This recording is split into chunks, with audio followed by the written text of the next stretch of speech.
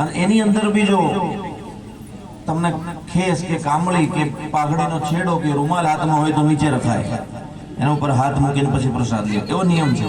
ચરણામૃત લેવાનો એવો નિયમ છે. નીચે સાલ, એનું એટલું મહત્વ છે કે આપણે ડાયરેક્ટ પર ન શીખીએ, એના આસાન આપીએ, પેલા સાલ લઈ જવાય.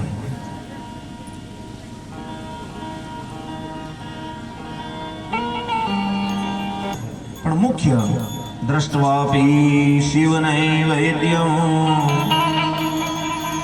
યાન્તિ પાપાનિ દૂરતઃ ભક્તે તુ શિવનૈવેદ્યમ પુણ્યાન્યાયાન્તિ કોટિશઃ.